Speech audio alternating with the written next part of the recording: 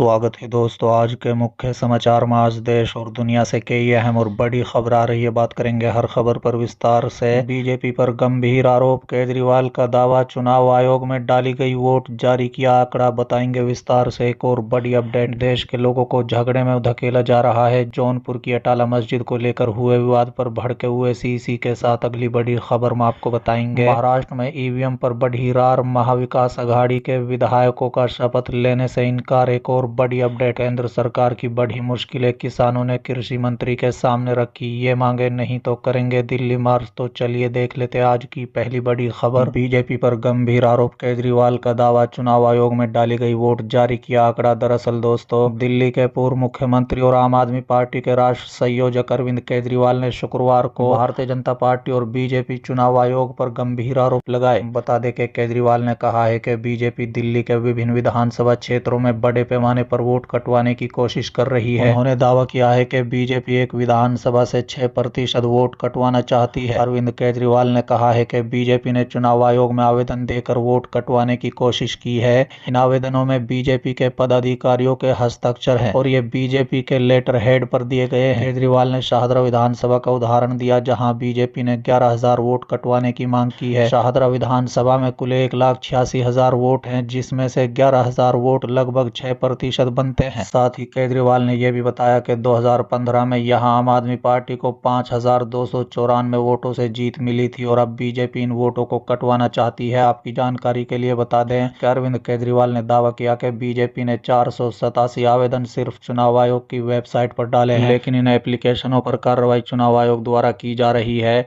उन्होंने जनकपुरी क्षेत्र का भी उल्लेख किया, जहां 6,247 आवेदन डाले गए हैं। अरविंद केजरीवाल ने सवाल उठाया कि अगर वोट डालने का अधिकार ही छीन लिया जाए तो लोकतंत्र का क्या मतलब रहेगा। केजरीवाल ने यह भी कहा है कि यह मामला केवल दिल्ली तक ही सीमित नहीं है, बल्कि हरियाणा और महाराष्ट्र जैसे राज्यों में भी ऐसी गड़बड़ियां हो रही हैं। उन्होंने आरोप लगाया है कि इन सब के पीछे बीजेपी का हाथ हो सकता है। चलिए अगली खबर, महाराष्ट्र में ईवीएम पर बढ़ी रार, महाविकास अघाड़ी के विधायकों का शपथ लेने से इनकार। दरअसल दोस्तों, महाराष्ट्र में विधानसभा के 3 दिवसीय विशेष सत्र की 7 दिसंबर को शुरुआत हो गई। विशेष सत्र का आयोजन नए विधायकों के शपथ ग्रहण और स्पीकर के चुनाव के लिए किया गया है, लेकिन विपक्षी महाविकास अघाड़ी के विधायकों ने शपथ न लेने का फैसला किया है। बता दें, ये जानकारी शिवसेना यूबीटी के विधायक आदित्य ठाकरे ने दी है। बता दें कि आदित्य ठाकरे ने शनिवार को मीडिया से बातचीत में कहा कि आज हमने फैसला किया है कि हमारे शिवसेना यूबीटी जीते हुए विधायक शपथ नहीं लेंगे। अगर ये जनता का जनादेश होता तो लोग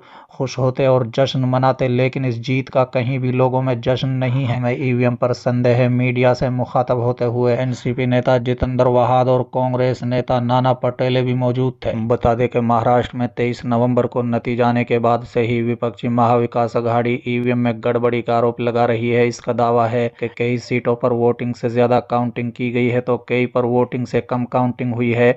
कई प्रत्याशी दोबारा काउंटिंग की भी मांग कर रहे हैं। चलिए अगली खबर, देश के लोगों को झगड़ों में धकेला जा रहा है। जौनपुर की अटाला मस्जिद को लेकर हुए विवाद पर भड़के हुए सी। दरअसल दोस्तों, जौनपुर की अटाला मस्जिद विवाद का मामला अब हाई कोर्ट पहुंच चुका है। अटाला मस्जिद के वक्फ की तरफ से इलाहाबाद हाई कोर्ट में स्थानीय कोर्ट के इस आदेश को चुनौती दी गई है, जिसमें दावा किया गया था कि वहां अटाला देवी मंदिर है। बता दें कभी इस मामले में राजनीति चरम पर है। एआईएमआईएम प्रमुख असदुद्दीन ओवैसी का रिएक्शन सामने आया है, जिसमें उन्होंने कहा है कि देश के लोगों को झगड़े में उलझाया जा रहा है। बता दें, सोशल मीडिया प्लेटफॉर्म एक्स पर पोस्ट कर ओवैसी ने कहा कि भारत के लोगों को इतिहास के ऐसे झगड़े में धकेला जा रहा है जहां उनका कोई अस्तित्व नहीं था। उन्होंने कहा है कि कोई भी देश महाशक्ति नहीं बन सकता अगर उसकी 14% आबादी लगातार ऐसे दबावों का सामना करती रहे।